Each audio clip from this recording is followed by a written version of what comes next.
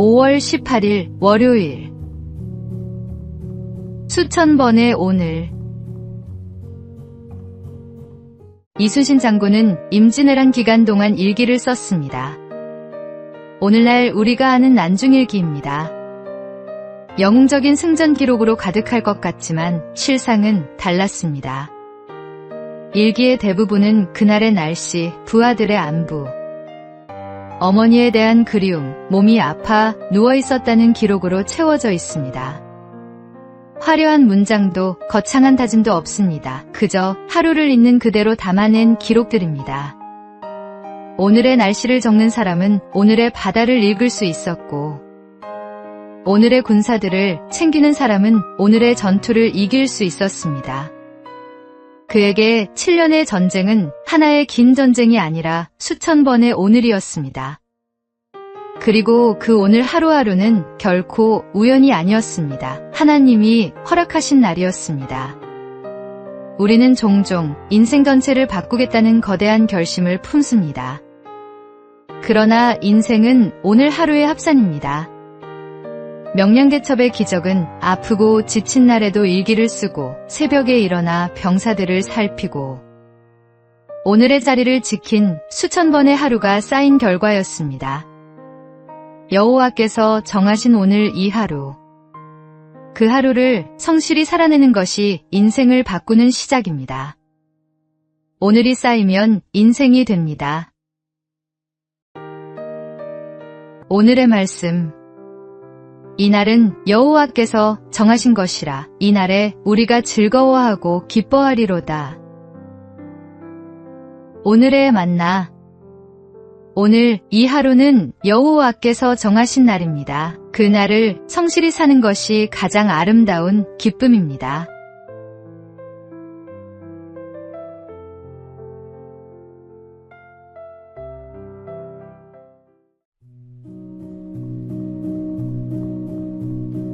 (5월 19일) 화요일.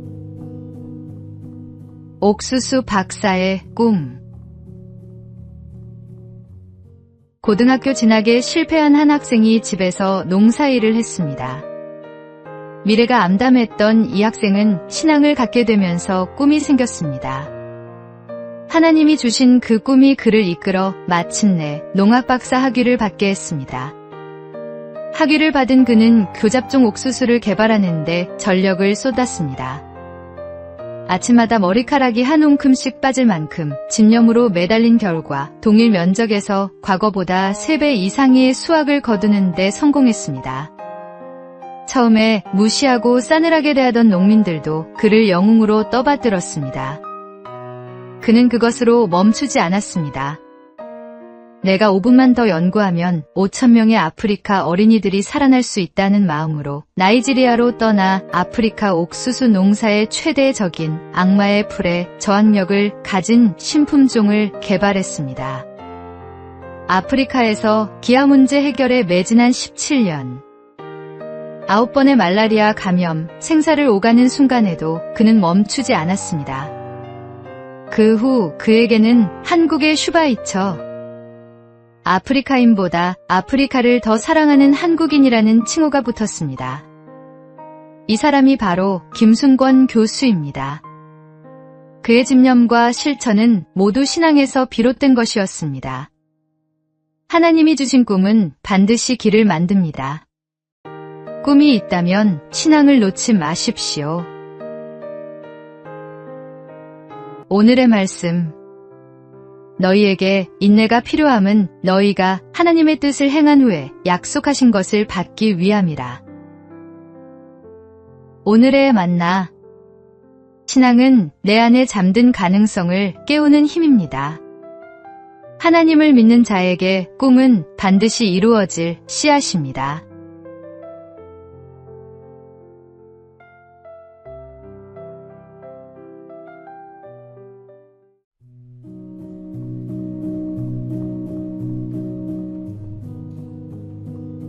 (5월 20일) 수요일. 걱정 대신 기도를. 한 책에 이런 구절이 나옵니다. 내 인생엔 내가 걱정하지 않아도 좋은 두 가지가 있다. 첫째, 내 힘으로 바꿀 수 없는 일에 대해서는 걱정할 필요가 없다. 그런 일을 붙들고 걱정하는 것은 어리석고 불필요하다. 둘째, 내 힘으로 바꿀 수 있는 일에 대해서도 걱정할 필요가 없다. 바꿀 수 있는 일이라면 걱정 대신 직접 행동하는 것이 훨씬 큰 성과를 가져온다. 더군다나 어떤 일을 걱정하는 것은 그 일 자체보다 십중팔구 더 위험하다.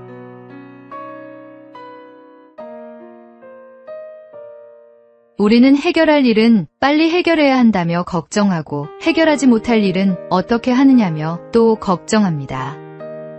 그러나 생각해 보십시오. 우리가 걱정으로 보낸 하루 중 실제로 그 걱정이 현실이 된 날이 얼마나 됩니까? 걱정은 문제를 해결하지 않습니다. 다만 오늘을 잠식할 뿐입니다. 하나님은 우리에게 아무것도 염려하지 말라고 하셨습니다. 그 말씀은 현실을 외면하라는 뜻이 아닙니다. 바꿀 수 없는 것은 하나님께 맡기고 바꿀 수 있는 것은 지금 당장 행동하라는 뜻입니다. 걱정을 내려놓을 가장 알맞은 자리는 기도의 자리입니다. 오늘의 말씀, 아무것도 염려하지 말고 다만 모든 일에 기도와 간구로 너희 구할 것을 감사함으로 하나님께 아뢰라. 오늘의 만나, 내가 바꿀 수 없는 것은 하나님께 맡기고 내가 바꿀 수 있는 것은 지금 행동하십시오.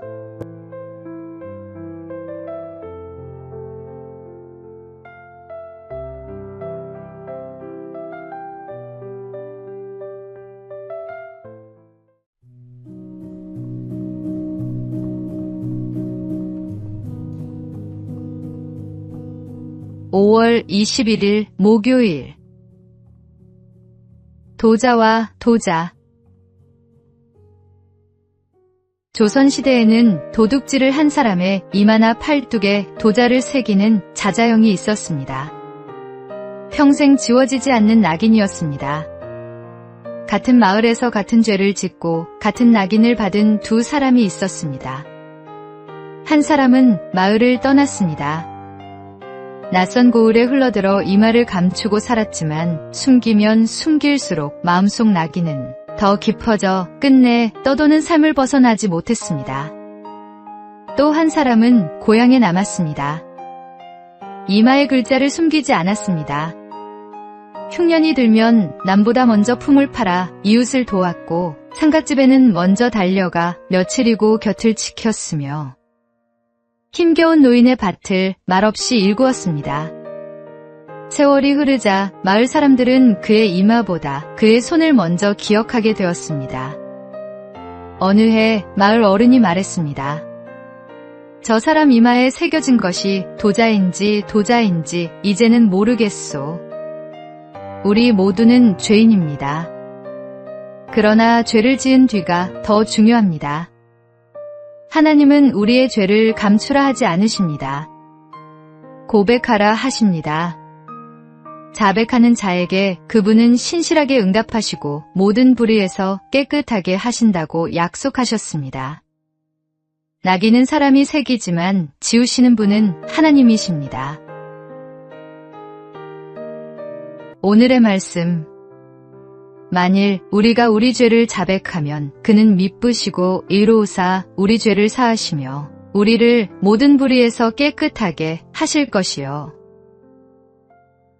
오늘의 만나, 죄를 숨기는 자는 멀리 떠돌고 고백하는 자는 제자리로 돌아옵니다.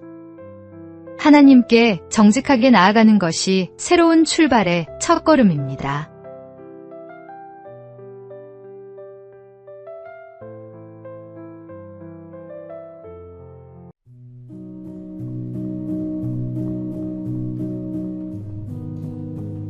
(5월 22일) 금요일.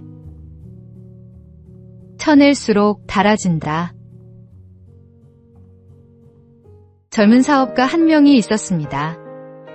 사업이 자리를 잡자 그는 더 많은 것을 움켜쥐고 싶었습니다. 오랜만에 고향을 찾은 그는 아버지가 마당에 감나무 가지를 쳐내는 모습을 보았습니다. 왜 멀쩡한 가지를 자르세요? 이 나무가 힘을 한 곳에 모아야 제대로 된 열매를 맺는다.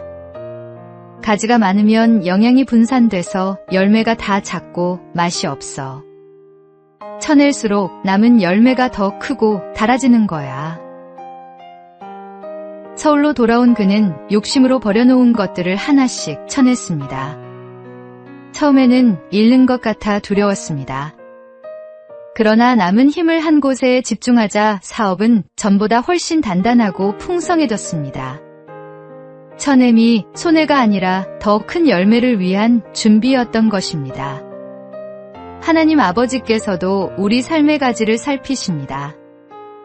열매를 맺지 못하는 가지는 과감히 제거하시고 열매를 맺는 가지는 더 풍성하게 하려 깨끗하게 다듬으십니다.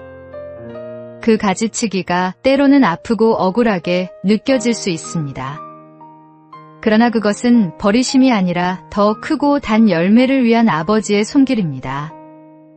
우리 삶에서 쳐내야 할 가지가 무엇인지 오늘 하나님 앞에 내어놓으십시오. 오늘의 말씀. 무릇 내게 붙어 있어 열매를 맺지 아니하는 가지는 아버지께서 그것을 제거해 버리시고 무릇 열매를 맺는 가지는 더 열매를 맺게 하려 하여 그것을 깨끗하게 하시느니라. 오늘의 만나. 더 풍성한 열매를 맺으려면 먼저 쳐내는 용기가 필요합니다. 오늘 하나님께 맡겨드릴 욕심의 가지가 무엇인지 살펴보십시오.